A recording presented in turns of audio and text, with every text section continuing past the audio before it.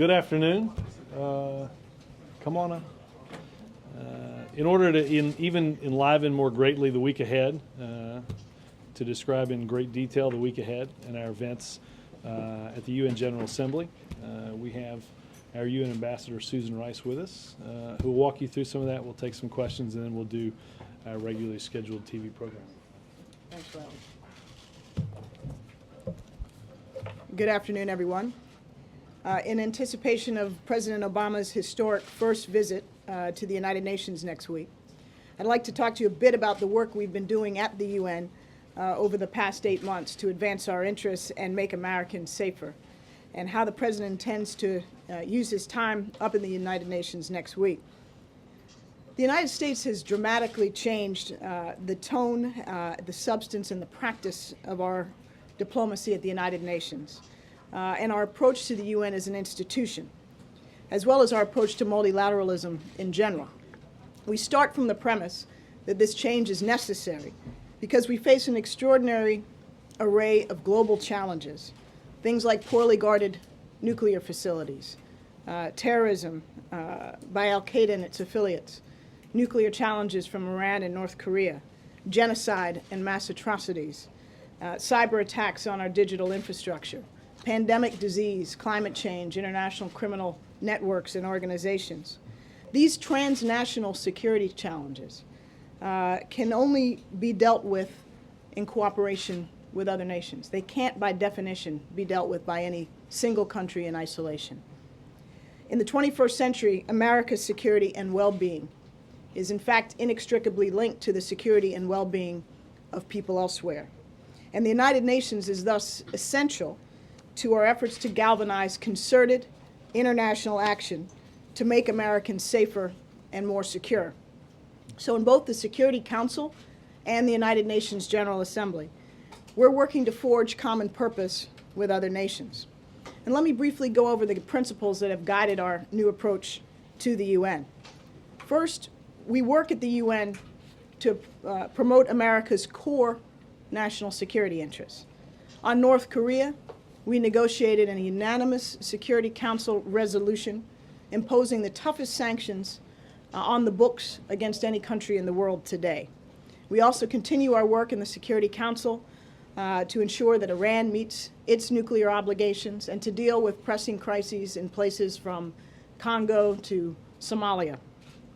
Second, we participate constructively. Rather than throw up our hands and walk away, we're trying to roll up our sleeves and get things done. So consider the United Nations Human Rights Council. In May, we changed course and sought a seat on the council, and we won that seat with 90% of the votes cast. We joined this troubled body fully aware of its many flaws, but we recognize that we can't fix it or contribute to fixing it simply by carping from the outside. Third, we stand firmly on principle and resolute on issues that matter most to us, but we're not picking petty battles simply for the sake of being contrary. In the past, we've sometimes let ourselves be defined as much by what we stand against as what we stand for. So we've changed course. We've embraced as our own the United Nations Millennium Development Goals, which we had previously shunned. We've rescinded the Mexico City policy that barred U.S. assistance to programs that support family planning and reproductive health services. We signed the first new human rights convention of the 21st century, the Convention on the Rights of Persons with Disabilities. We reversed course to back a statement at the General Assembly opposing violence and discrimination against people on the basis of sexual orientation. We no longer balk at mentions of reproductive health or oppose references to the Convention on the Elimination of All Forms of Discrimination against Women. Fourth, we seek constructive working relationships with nations large and small. While we pursue more effective cooperation among members of the Security Council, the 15 members of the Security Council, we're also mindful of the fact that the United Nations consists of 192 member states. All of them vote in the General Assembly, and more than half of the UN's membership consists of small states with populations of less than 10 million people.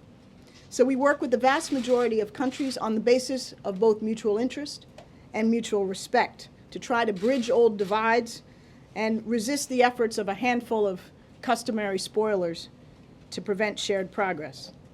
Fifth, we meet our obligations. As we call on others to help reform and strengthen the United Nations, the United States has to do its part as well, and we are. We're paying our bills. We've worked with Congress to pay our dues in full and on time, and thanks to the strong support of Congress, we've been able to clear U.S. arrears to the UN's regular budget and those to its peacekeeping budget, which accumulated from 2005 to 2008.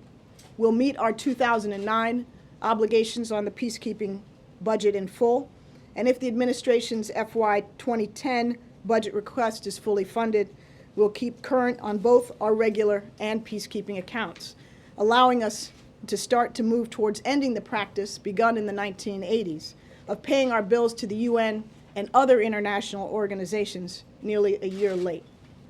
And finally, we push for serious reform.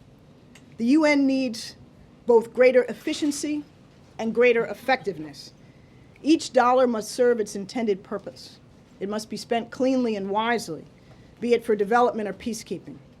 We need peacekeeping operations to be planned expertly, deployed more quickly, budgeted realistically, equipped seriously, ably led, and ended responsibly. In January, when I went up for my Senate confirmation hearings, I testified that we would be pursuing 4 broad, long-term priorities at the United Nations: a focus on peacekeeping, development, climate change, and nonproliferation.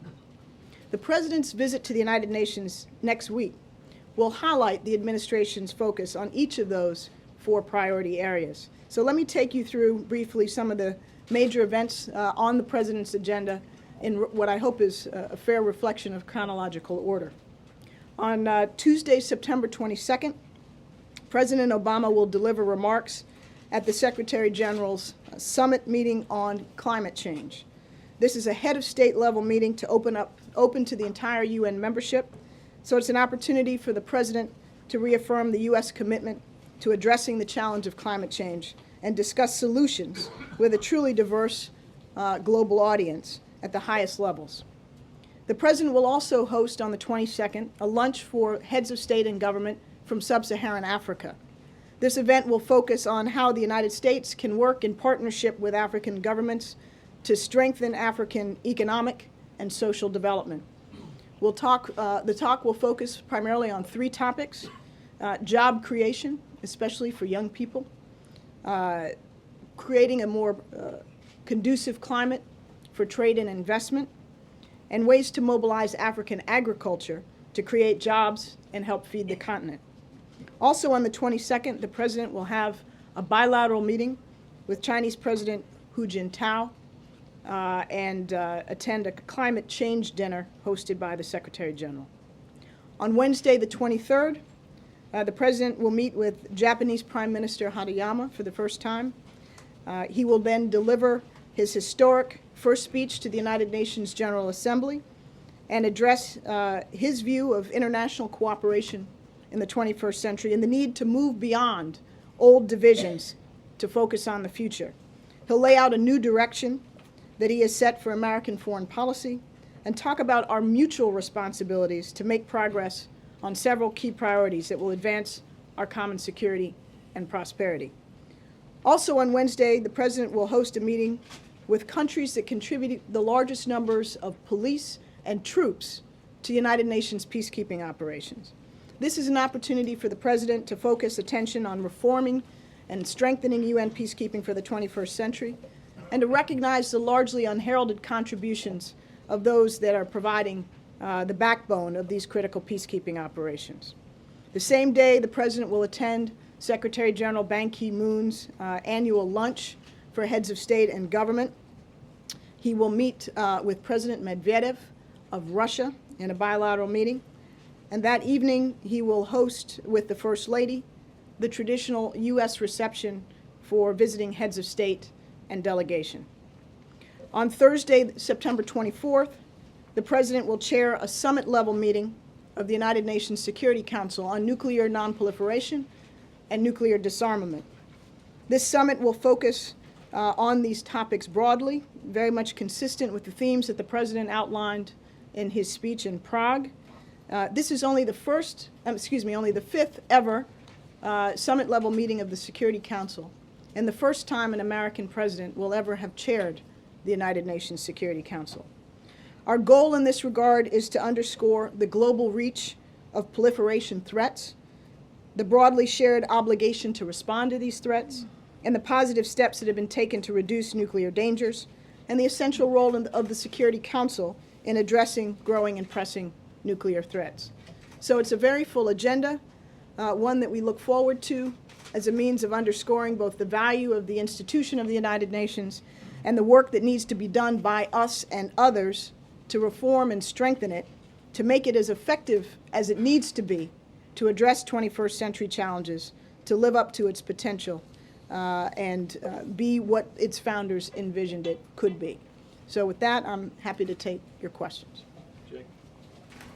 Are there times that you can give us for all these events, or are those still in flux right now? I'm not prepared to give specific times for all of these, but We'll have, I think, a scheduling document. Oh, okay. Someone's- Actually, I have a more substantive question also, which is, are there other meetings going on around that you could tell us about, either out of state or out of your office, in terms of the Middle East peace process, or in terms of lower level outreach to other governments, including some in the Middle East, that you could tell us about? well, first of all, this week at the United Nations General Assembly is full of all kinds of meetings, bilateral, multilateral, small group, large group, some of which are chaired and hosted by the United States that we're participating in. And I've outlined for you what we're doing at the presidential level. For the most part, the Secretary of State has her own very full schedule. I, too, will be joining in those meetings with the President and Secretary to a substantial extent, and doing some meetings of my own, as will other U.S. government officials at various levels. It's a very busy time. And then, of course, other countries are hosting their own set of meetings. So there's no shortage of activity and an opportunity to advance our agenda on all these fronts. With respect to the Middle East, I'm not in a position to announce anything other than what I've just described, but I think it's fair to say that when the State Department is in a position to outline the Secretary's schedule, you'll see a variety of meetings related to that region and every other. What's the main theme of his address to the UN? I think I shared with you, Helen, the main theme is that we face a pressing array of global challenges. We need the kind of cooperation and leadership from a wide range of countries to meet those challenges effectively. We can't afford to get bogged down in the traditional north-south or other customary divisions that have hindered effective international cooperation. Everybody has a responsibility. The U.S. is leading anew, and we're looking to others to join. Can I just do a quick follow-up? I'm sorry. Could you tell us any other meetings going on that have to do with Cuba, Iran, or Syria? I'm not aware of meetings related to Cuba. With respect to Iran, this is a topic that I think will come up in a number of different meetings. We've talked about taking stock of where we are with Iran, with our partners during this period of time. That will happen not only in a format of P5+1, the permanent 5 members of the Security Council, Russia, China, France, the UK, and the US, plus Germany. There will also be discussions at the G8 level. I think this will happen. No. You doing this, or you want me to? I'm sorry. Chip. Is the president expecting any concrete advances or agreements, anything that you can hold in your hand and say, this is what we accomplished during these 3 days? Well, yes, with respect to the United Nations Security Council Summit, we are expecting agreement on a meaningful, comprehensive United Nations Security Council resolution on nuclear nonproliferation and nuclear disarmament. That'll be the only place that a Anything resolution else? comes out of. Excuse me? That'll be the only thing where we'll see a resolution of sorts that's authored by us next week. That's the only place that we could get a resolution. How about and in that the we will. bilaterals? Will there be anything concrete, or will it be behind-the-scenes negotiations leading to something else down the road? Are you hoping for any kind of announcements, anything concrete? Well, I think I'm not going to presage what may come out next week.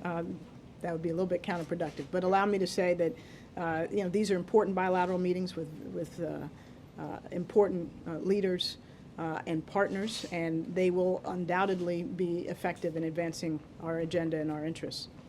Jennifer? Two quick housekeeping things. You didn't mention the Clinton Global Initiative speech. Is he still doing that, or I think that's Yeah, Tuesday, right? Okay, but that's not off the schedule. No, no, he's. And you didn't mention anything on Monday. Does he have any kind of UN or, global leader-related events on Monday when he first gets there? No. Okay. And then just quickly on the Letterman. Mideast. Right, exactly. David Global, Letterman. Yeah. Global. On the Mideast, it looks, there had been a lot of talk that there could be a trilateral meeting next week, and you obviously didn't mention that. Is there any hope still that there could be one, or is that off the table? I'm not in a position to make any announcements or predictions on that. So it's still possible? Go with what she said. Ambassador, you had sort of hinted at this idea that the UN needs to reform itself, and that was going to be one of the things that was one of your goals. The president at the G8 said, when we asked, like, why are all these summits happening? Why is there a G8 all the time, G20? Now the G20, we're a second one this year, and it's likely more could come out of the G20 than out of the UN as far as the deliverables. What are the ways to measure if this reform effort that you're putting out with the UN, what are going to be the easy ways for us to see that maybe the UN is reforming itself? Maybe it can be a useful international organization again. Well, Chuck, that's a broad but important question, and there are many different ways in which we are working to encourage reform and renewal of the United Nations, and indeed there has been significant progress in that regard over the last 4 or 5 years. Some of that has come in the form of greater management efficiency, transparency, opportunities for cost savings. We're pursuing all that. In the wake of the oil for food scandal, the UN went through a very substantial set of internal management reforms. A lot of our focus now is on implementing those reforms and making sure that what was promised from them is actually delivered.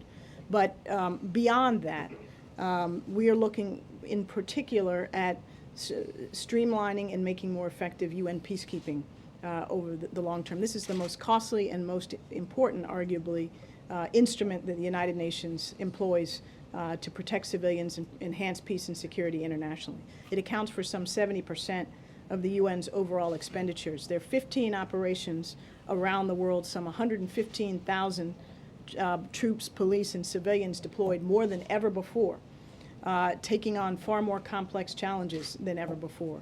And we are working with the institution and other member states to make those deployments more swift, more effective, and make sure that we're getting an optimal bang for our significant resources, looking for opportunities, for example, to consolidate logistical support in places like Africa where there are a number of different operations present. That will yield cost savings, efficiencies, but also, we hope, greater effectiveness of those operations. What's our leverage? We're the largest contributor to the United But now we're all Nations, paying our and we bills, are but- also acting now very much as a responsible and constructive participant in the United Nations context. And so when we talk about making the institution more effective and more efficient, it's not from the vantage point of wanting to see it fail. It's from the vantage point of wanting to see it succeed. Is there a summit-level meeting of the P5+1? A group of, will the 6 leaders sit down together, and what do you need to do to prepare for the October talks that obviously a lot of us set up with Iran? Well, the P5+1 will meet at the ministerial level, but obviously the president will interact with the leaders individually of the P5 throughout his time there, including in the Security Council summit context. I will leave it to the State Department to outline our preparations for the October 1st meeting. But suffice it to say that the meetings in New York will be an important opportunity for the United States to concert with its partners and be very plain about our shared objectives, what we expect of Iran, and what will define a productive outcome. John? Can I ask another question about the reform, another angle of the reform question? What are the next steps for China and some of the world's other rising powers to have more of a stake and more of a say in global institutions such as the UN and some of the other ones. And will there be any movement next week or any steps taken next week towards that goal? China has a big stake and is playing large already at the United Nations. It's been, as you know, a member of the Permanent Five.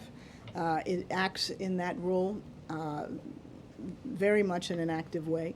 China is one of the countries with which we work quite closely on the Security Council, but it's also a major player in the General Assembly, where it has traditionally come to work with and sometimes on behalf of the non-aligned movement, which is part of a phenomenon that I alluded to earlier, where activity in the General Assembly has in the past often broken down in the form of bloc politics, non-aligned and sometimes Western and developed countries on the other hand.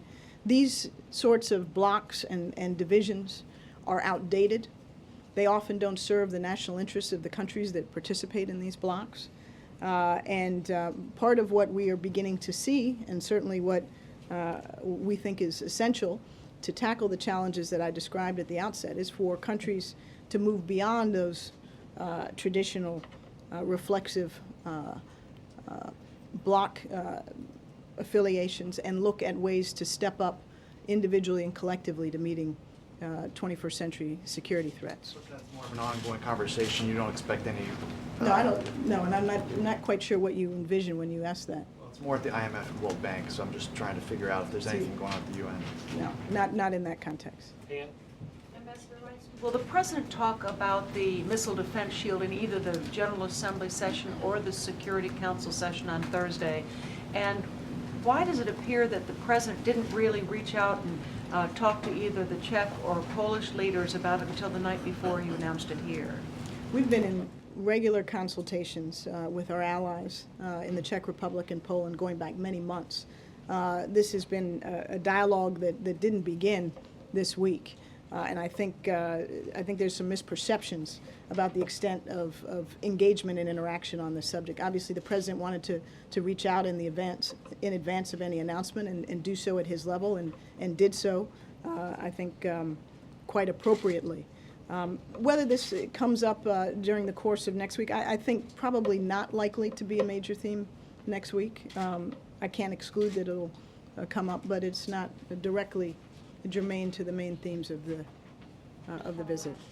April just gave me the evil eye, so I'll call on her. I get it a lot. I've seen April's evil eye. Yeah, I know. And her beautiful smile. Thank you. That's what I'm talking about. All right. You have a form right there. Okay. Ambassador She's Rice. an ambassador gifted. Okay. One of many reasons. Ambassador Rice, back on Africa, something that you're very close to during the Clinton years. What realistically can happen on this expansion of trade with Africa in the next 4 years? And then also going back into peacekeeping in Africa, and then also the issue of Somalia. Will those issues be on the table as well? Well, the lunch that the President will host with sub-Saharan African heads of state and government is, in my knowledge and experience, unprecedented. It's an opportunity for him to engage with leaders from African countries on the issues that are frankly most pressing to them.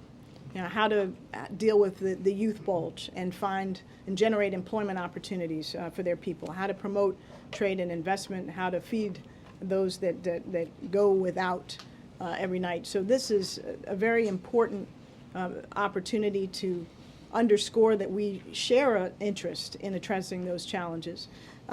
Promoting trade and investment, part of this is to hear from African leaders what they feel would be, in the current context, the most appropriate vehicles. As you know, over the last 10, 15 years, the United States has taken a number of important steps to try to open up the U.S. market to goods and services from Africa. That's had some substantial benefit. But job-creating investment that is both international and domestic or regional is still very much something that we have an interest in encouraging and promoting, and the Africans more than anybody have an interest in promoting. With respect to Somalia, what are you asking in particular? Somalia, with the extremists leaving the Pakistan-Afghanistan border, going there, trying to reconstitute, building up their arsenals of members, as well as the top al-Qaeda leader being killed over there. What is the president going to be talking to them about, possibly helping to regain a foothold of democracy in that country, something? Well, our goal in Somalia obviously is to help support both a peace process, the new transitional federal government, which is the best hope that Somalia has had for quite some while, and the African Union peacekeepers that are there very much on the front lines of supporting the nascent government. We want to see a Somalia that is stable, that is not serving as or able to serve as a safe haven for al-Qaeda-affiliated terrorists, that can end the years of humanitarian suffering and move to a responsible government that's able to assert its authority over all of that territory. So we're providing active support diplomatically to the transitional federal government. Secretary Clinton, when she was in the region, met for the first time with the Somali president. We're providing material support and humanitarian assistance and even some development assistance in Somalia in an effort to try to consolidate the fragile progress that's been made. What's being done to get the extremists out of there? What is this government doing? Is AFRICOM taking an active role? What? I think that there's a variety of efforts underway in support of the authorities in Somalia to prevent and root out those who are planning or plotting or engaged in terrorist actions. David? Regarding the nuclear non-proliferation resolution, what do you expect it to say, and what concrete changes or policies might come out of it? The resolution focuses, first of all, let me be careful and say it's not final. It's still being negotiated. But I think it's close enough where I can give you some sense of where it's heading. It will focus on three broad areas. The United States and other international efforts, particularly among the permanent 5 members of the Security Council, the nuclear powers, to move in a direction that is reinforcing of the goal that the President articulated of a world without nuclear weapons. So there is a significant disarmament aspect of this. Very importantly, without a country-specific focus, means to strengthen the global nuclear non-proliferation regime. And we hope that this effort of 15 countries to come together in support of some very important goals and plans will give impetus to the 2010 non-proliferation review conference, nuclear NPT review conference that will happen next year at the United Nations. The third area relates to securing loose nuclear materials, a very important goal that the President has long articulated. It will look forward to the meeting that the President has convened next year here in Washington in March on this subject. And so in those three areas, it will, I anticipate, strengthen the normative as well as the substantive basis for action in each of those areas. What are some specific disarmament steps that might come out of it? I mean, the resolution you will have an opportunity to see in the coming days when it's in its final form. But I think that gives you, probably by very early next week.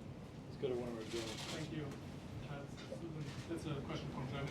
First of all, when you meet with your fellow ambassadors to the UN, what is the wish you hear most often, what you should do differently than your predecessor? And second, what is in your eyes the biggest achievement so far of the new cooperative approach at the UN?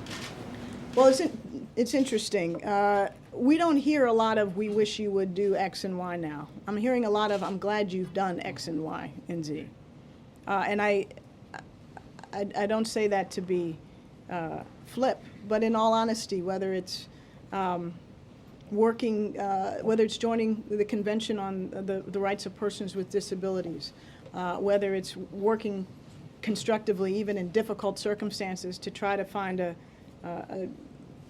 rational outcome to the negotiations that were underway over the global financial crisis, or whether it's our successful efforts to negotiate the North Korean sanctions regime. We are seeing the fruits of the new administration's change in policy and approach at the United Nations. And we're frankly fortunate, and I'm fortunate to hear a lot of positive reinforcement in that regard. I think the most important accomplishment thus far is what I just mentioned, is the fact that we came together quickly and unanimously on 2 occasions to increase the pressure on North Korea to abandon its nuclear program and its missile development and proliferation activities. Jeff? Ambassador, climate change talks are essentially stalled. What does the President hope to achieve with his address on Tuesday, and what are the concrete outcomes that may result from that?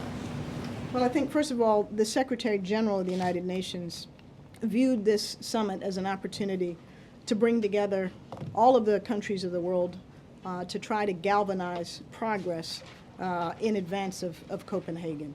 Clearly, the road is rough ahead, and I don't think anybody comes with any illusions. But I think it is significant that you will have many heads of state from the most vulnerable and fragile countries that are struggling to adapt to the effects of climate change, that need the technology and support to develop in spite of climate change. And you'll have the most significant countries that contribute to climate change all together, and seriously addressing this problem, acknowledging its reality, not denying science and fact, and talking about ways quite concretely that they can take steps nationally and collectively to address this challenge.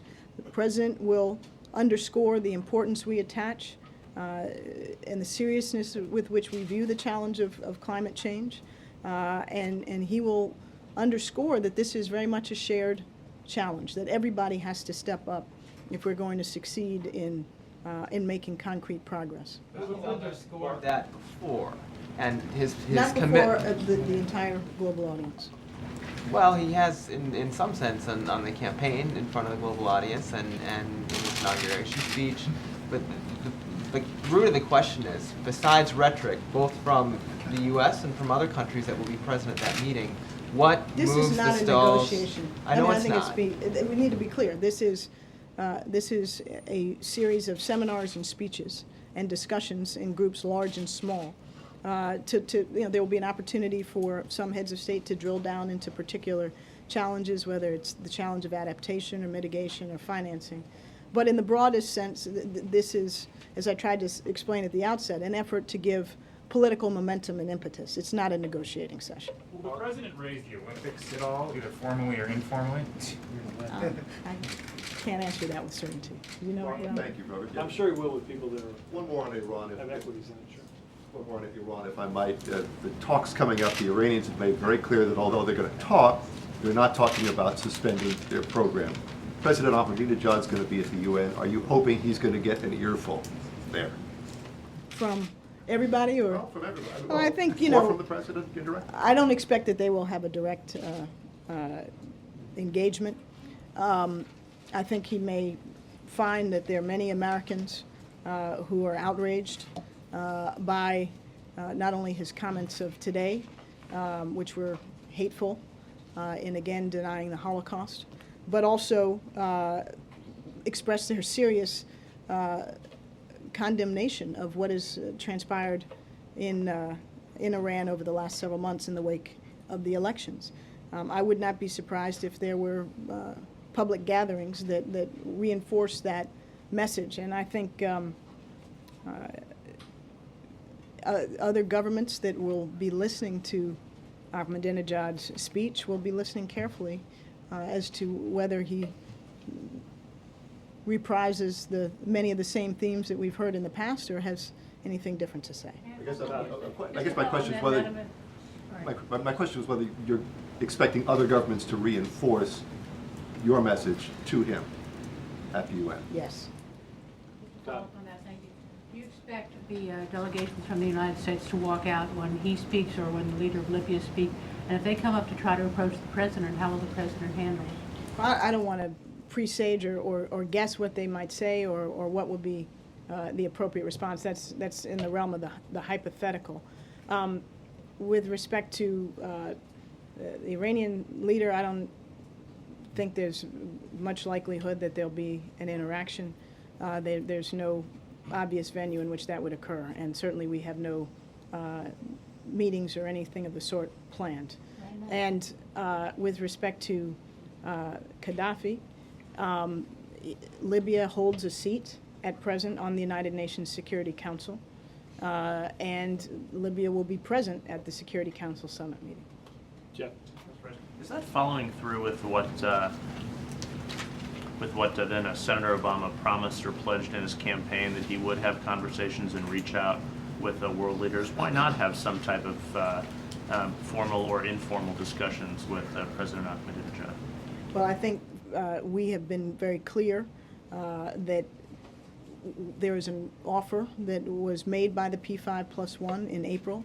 There's now, of late, been a response to it, albeit quite a vague response, and the opportunity and the venue for discussions will be October 1st.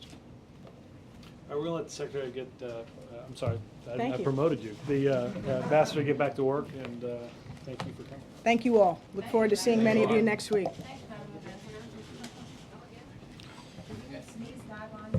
If we do.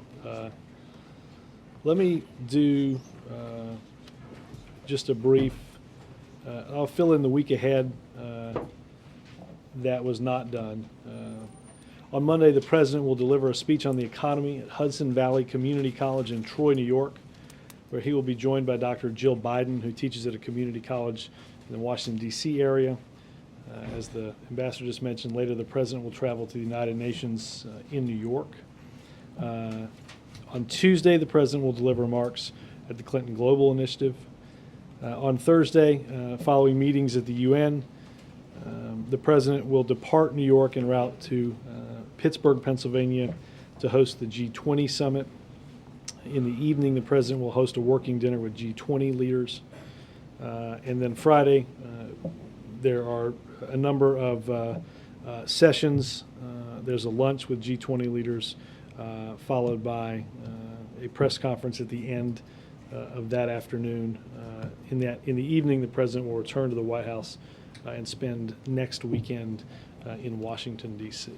So. Where in the day is the Clinton speech, the global initiative? Say again? On Tuesday, where in the day? I don't have the times. My sense was that was in the afternoon, but I don't know that we have final times for some of those things yet. Is there a subject on that speech? I have not seen a draft yet, so I will fire away. Mrs. Obama's speech today on healthcare, is that the kind of thing, I mean, should we expect to see her pace kind of ramp up, just like the president's has been on healthcare? Or is this more of a lone event? No, I think she's, this was, I think, something that, on a topic that obviously she and the president care deeply about, and an issue that she has worked on before. And I think if she's obviously a very popular figure in America, and if she can help out, we're happy to have it. What are there plans to keep her, to put her out front more on that topic? Yes, sir. The president here, Mr. Ahmadinejad's comments about the Holocaust being a lie, and if so, what was his reaction? I don't know if the president per se heard that. I think regardless, we've heard that type of rhetoric before. Obviously, we condemn what he said, and I would point to what the president said in Cairo. Denying the Holocaust is baseless, ignorant, and hateful. Promoting those vicious lies serves only to isolate Iran further from the world. Following up on the question for Ambassador Rice, how should we interpret the response about a possible meeting with, on Middle East peace with Mr. Abbas and Mr. Netanyahu? I don't have anything to add to what the ambassador said. If we have announcements to make, we'll do that. But I don't know. Just last bit on that, a reaction to Israeli officials said today they would consider stalling building for 9 months instead of 6 months settlements in an effort for Middle East peace? Well, obviously, something like that I think would be very helpful to the overall process and continue the progress that I think former Senator Mitchell and the whole team believe is that we're seeing on this front, and we hope to continue that momentum. Jake?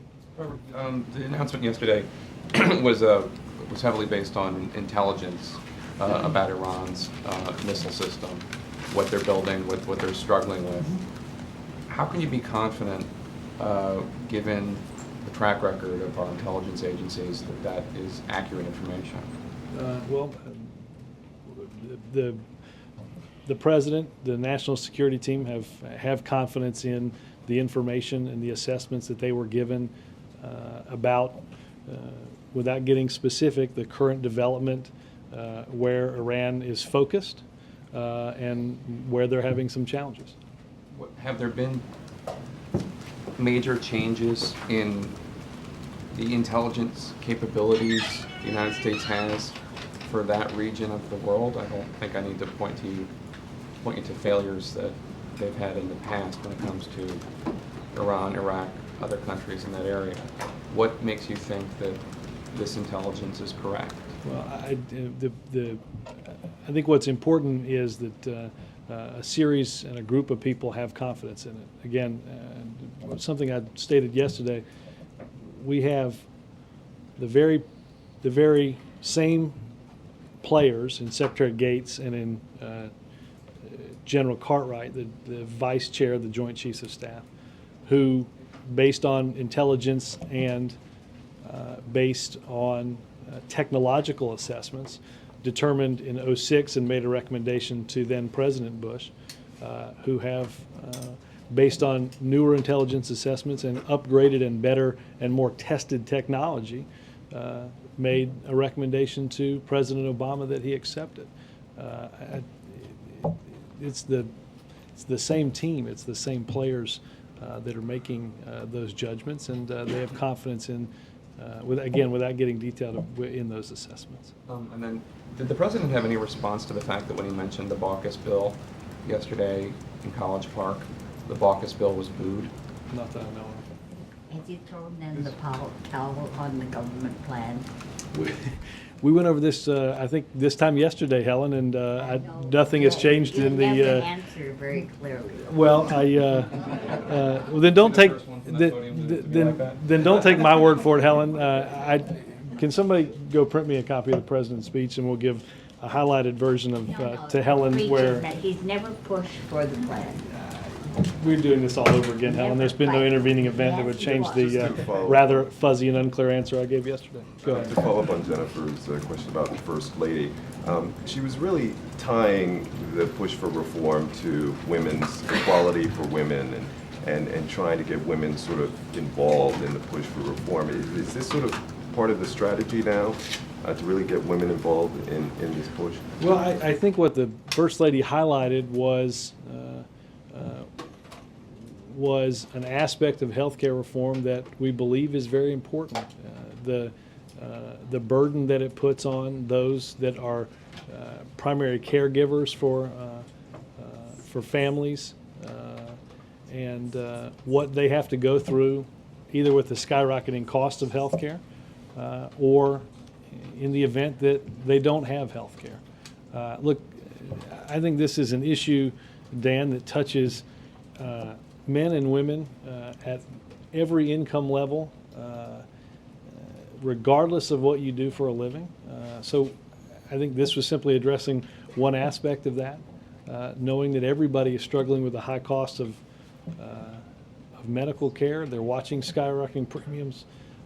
Their employer may be dropping their coverage. They may not have coverage. All of that, I think, is important in healthcare reform. But it really seemed like a personal touch to really tell women, if you believe in equality for women. Well, look, I think this is the work-family balance is something that the First Lady has spent a lot of time living, thinking about, and talking about as First Lady.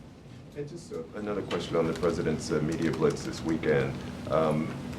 on Monday, when you look back at everything the president was able to do in terms of showing up on these shows, will you feel that this has been a game changer? Will it help advance the reform game? I've done this before.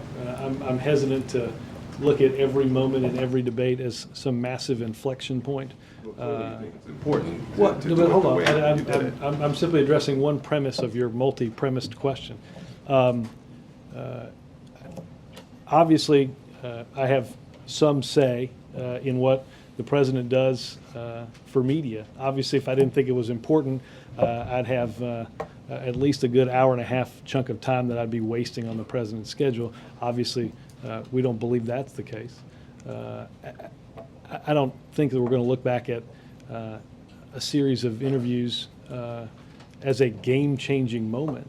I think it is important that the president continue to speak to a host of different audiences, to reach as many people as possible, to talk about the benefits of health care reform. We've talked about this before, that people are getting their news from so many different places and so many different outlets that we're going to use the president to communicate through that fragmentation. Chip. Along those lines, and since this is the very day he's taping the modified full Ginsburg, I know you've been asked it before, but are people just going to start tuning him out if he's out there this much? No,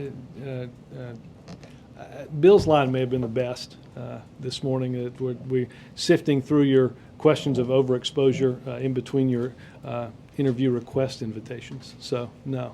Well, just because we want him doesn't mean that people are necessarily listening. Well, let me contemplate that for a minute. I think I can free up at least 15 minutes on the president's afternoon schedule. No, this is true in all the research that we see and in the research that you do. The American people understand the big challenges that our country has, and they want to hear from the President of the United States about the choices that we have and the decisions that we're making and the importance of each and everything that he's spending his time on. There's nothing that denotes that people are spending less time thinking about health care or watching the president. Did I stump you? Okay, Chuck, go ahead. Everything at the GA seemed to indicate that these meetings next week, we would know the direction of our relationship, negotiations, whatever you want to talk about it when it comes with Iran. By the end of next week, I mean, will it be clear that there'll be something tangible that everybody will be able to take away with, okay, this Iran thing is headed this way or it's headed this way? I mean, is it fair to say that next week's sort of a fork in the road moment? Well, look, I think, no, because I think, quite frankly, the fork in the road moment is going to come with the Iranians. There's a decision point that they're going to have to make about the road in which they take on this. Right. But let me, well, I thought it was this week. Or next week. Yeah, I mean, hold on. Let me finish my answer. Obviously, this is a topic, as Ambassador Rice said, that comes up in our discussions. Won't just start next week. It's omnipresent. I think you heard her mention a ministerial level meeting of the P5+1.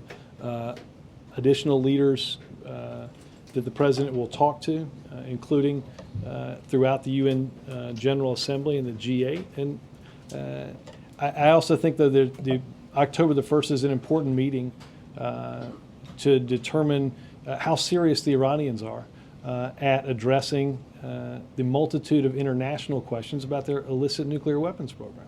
I think that's why when I mentioned the fork in the road, I think they've got some decisions that they're going to have to make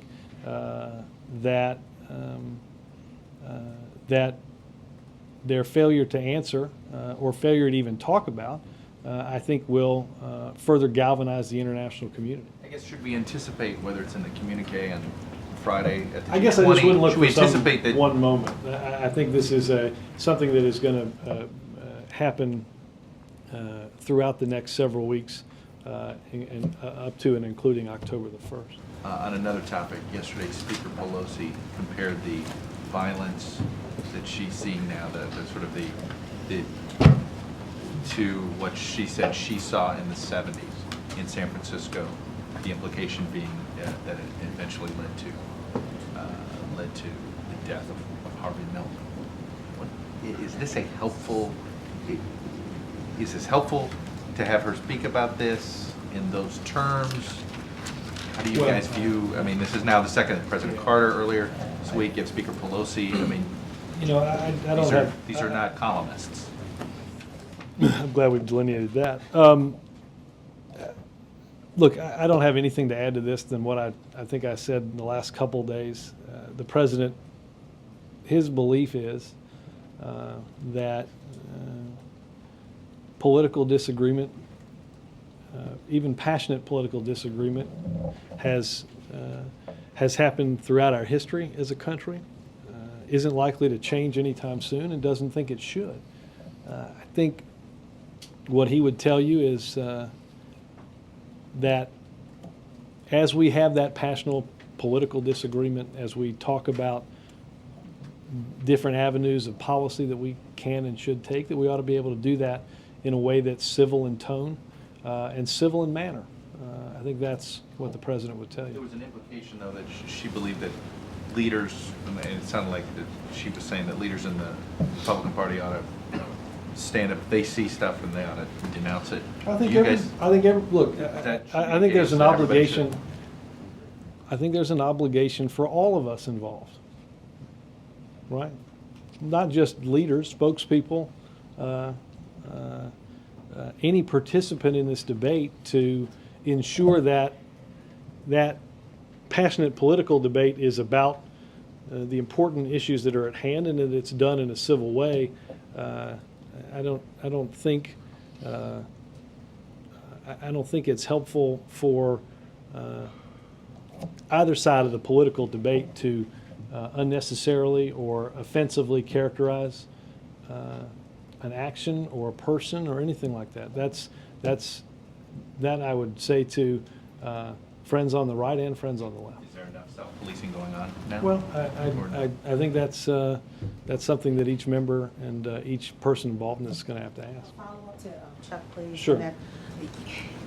Why then, in the uptick in passion in the last 8 months that we're seeing, why is there more of a negative against this president with outspoken words and people than other presidents in harsher times, worse times? Let me fall into a role that I have disabused of desiring to do previously. I think if I was standing, I think if somebody was standing up here a year ago or 2 years ago in a previous administration, they might say that passions ran quite high about the president then. I've certainly seen in reporting people and historians noting that passions have always been high, particularly around important issue debates. So I don't think that, and I'll reiterate what I also said the other day, which was we're in a culture and a society that tends not to cover the middle of the road of this debate. It tends not to show on the evening news or on the radio or in the newspaper those that quietly register their opinions. Passions ran high with the issue of privatizing Social Security. You did not hear people screaming at then President Bush. Also during the impeachment trial of Bill Clinton, passions ran high. Both of these former presidents were in the well of the House and spoke in the well of the House. No one stood up and raised concerns, screamed at them, called them out of the name. I found myself again in the position of doing this for a previous administration. I think passions ran high. I recall passions running high around our involvement in Iraq. I didn't answer that truthfully either. And no one did that to him. He had a shoe thrown at him in another country. But that was another country. That's not here. I might count that. That was from a foreign journalist. I'm talking here, American citizens. 30 seconds to respond for me. Oh, No, No, again, I think I've exhausted said topic. Mark? Well, let me ask you on that. Does President Thank you, Obama, Mark. does Yes. President Obama feel he's catching more heat No. than any of his predecessors? No. Is he worried that opposition necessarily leads to violence? No. Again, I think that what the president would say is that we all have to check our emotions despite the depth of our beliefs. That we can have these kind of debates, important political debates, without doing so in a way that makes anybody feel uncomfortable or that could lead to what you're just suggesting. I also happen to believe that it takes away from what you're debating. I think that's also one of the things the president would say. Would you ever say race was a factor? Would you ever? I addressed this the other day. and Would April, you ever? I'm not talking about the other day, I'm talking about down the road. Well, now I'm not only a spokesman for the Bush administration. I'm looking into my crystal ball and answering a question from. A leader of the free world to say this. He is not some Joe Blow off the street. No, you've had the other 39th major president leaders, of the United white States. major leaders, mainstream major leaders say this, and you cannot discount it. I don't discount it. I don't discount the views of former President Carter. I don't discount the views of Speaker Pelosi. I don't discount the views of anybody. April, you and I have had this discussion alone in my office. We've had this discussion now in front of whomever might be watching, and it's the answer is the same. Robert, yes, on today's interviews and in the healthcare rallies that he did yesterday and last Saturday, does President Obama believes there are still minds to be changed on the healthcare issue? Sure, I think in Congress as well. I hope in Congress, and certainly amongst the American people. I think those that watched the speech came away with a better understanding of what the president wanted to do. I think those that watch him talk about his health care reform plan have a better sense of how it impacts them, how it changes the cost that they pay, and how it makes health care more affordable. So in that way, I think it's beneficial. On missile defense, Prime Minister Putin called the president's decision correct and brave, and he said he expects future concessions, maybe reviewing Jackson-Vanik. Is Putin misreading the president's decision? I mean, was it a concession? Are there future concessions down the line? No, this was a decision. Again, don't take this from me. Take this from a four-star general who was in charge of this in a previous administration and has purview of this in the Pentagon, right? What was announced was something that is deployed faster, that uses tested technology, that addresses the most current threats, and still provides the flexibility to better address future threats, right? Now, don't quote me or General Cartwright. Let's quote General Scowcroft, big coddler of the Russians. I strongly approve of President Obama's decision regarding missile defense deployments in Europe. He's saying the president made the right decision because, again, the right decision flowed not from any external event, but from an intelligence assessment, from technology upgrades, quite frankly, from testing. And a threat that denoted that instead of, based on our intelligence, the intelligence assessment said instead of 3 to 5 long-range intercontinental ballistic missiles, far greater likelihood was medium to intermediate range missiles. I know to you, Hans, if you see some of the video that some of the TVs are showing, right? You see when the video of the Iranians testing this, right? They test these in multiple numbers at a time, right? So if you have that happen, let's just say, if you have that happen and you have 10 ground-based interceptors in concrete and somebody fires 10 rockets, what do you have to do? You have to be perfect, right? But to address a greater threat, we now have a mobile system, as General Cartwright said to me yesterday, there's 128 holes in an Aegis that can react to multiple missile launches. So Prime Minister Putin is wrong in reading this as a concession, and that this heralds some sort of loosening or opening up of trade with Russia. We still have a vibrant missile defense system in Europe. I think that is not the position that the Russians would like the Americans to have. But I will tell you this, as the president said, he always believed that the criticism from Russia was unfounded, as he said yesterday in his comments.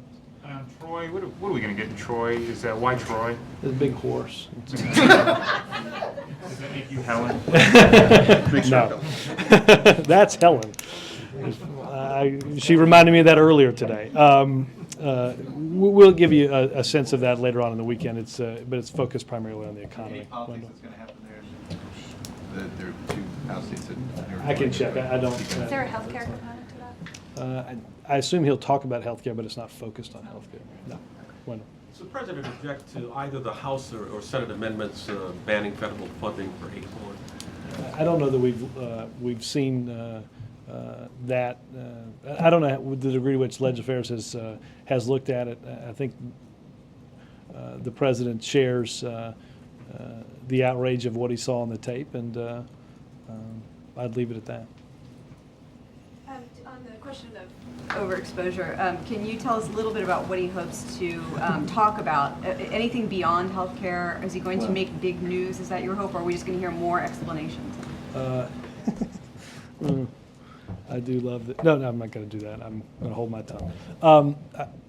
I assume that. No, I do love that.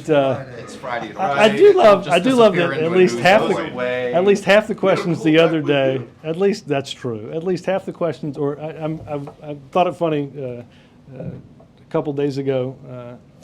Right in this row, right here, I got asked about why the president wasn't more involved in a national conversation, and then I think the next question was, why is the president so overexposed? And I thought to myself, maybe we should have a short timeout, maybe a quick caucus, and we can just pick one question. Was he going to talk about the national conversation? What beyond healthcare is he going to try and achieve? That might be the best answer I got all day. Is he overexposed? And as a follow-up, is he going to talk about the thing we asked that he wasn't talking about right before the question about his overexposure? I think the president will talk about, I'd be surprised if he didn't get asked about Afghanistan. I'd be surprised if he didn't get asked about missiles. I'd be surprised if he didn't get asked about the economy and what's going to happen at UN, the G20, and probably stuff with Iran. What would surprise me? Coming to a consensus about whether the president needs to be more involved in certain issues or overexposed. We'll take a few more questions. John. Robert, next week will be the 4-month sort of deadline or lead up to the president's deadline that he has set for closing Guantanamo. Is there some drop dead? Hold on, let me make sure. 4 months until the date? Yeah, four months out. I think it's January 22nd. That'll come next week. I thought it was like, I didn't know. I know, I was going to say, right? Next week's going to be the 8th-month anniversary of the month end. Yeah. So I don't know if you're going to be briefing next week because there's no filing center. So in any event, what's the is there any internal timeline for resolving this? And isn't there a point at which a lot of outside experts are saying, 4 months is not enough time to pick a facility, get permission, set it up, fill it with people and guards and all these kinds of things? Isn't there a point at which the president's promise becomes undoable? No, No, there's no point. I mean, the day before he could announce a site. Okay.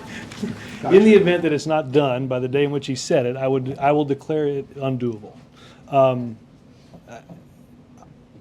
The president believes, and the team believe, as they continue to meet about this, that that we still can meet the timetable that the president originally outlined in the executive order. We are continuing to work through a whole host of issues, many of which you mentioned, working on reform of military commissions and seeking the swift and certain justice for those that are there. I think that's But I think we are on a timeline that is doable, and the team will continue to work to make that progress. Can I just follow up on that? As part of the Senate language, I saw the statement that you released yesterday. I'm still a little unclear whether the White House is comfortable with Senator Inouye's language that basically bars bringing any Guantanamo detainee to the U.S. for any reason at any time. Let me talk to Leg Affairs and see if I can get some more clarity. Kristen? Just a quick question. On the trilateral, the potential for a trilateral meeting on the with the Mideast parties next week, is there any chance the U.S. would go into that meeting without an agreement that negotiations would resume? Well, let me not talk about an agenda for a meeting that we've yet to announce. Kirk? But can I also ask, is the U.S. actively pressuring or urging Abbas to take part in the meeting next week? We are actively involved in trying to bring both sides together to continue to advance the progress that we think we're making on Middle East peace. Kirk? Thanks, Robert. Is human rights on the agenda of the President's discussion with the Russian President?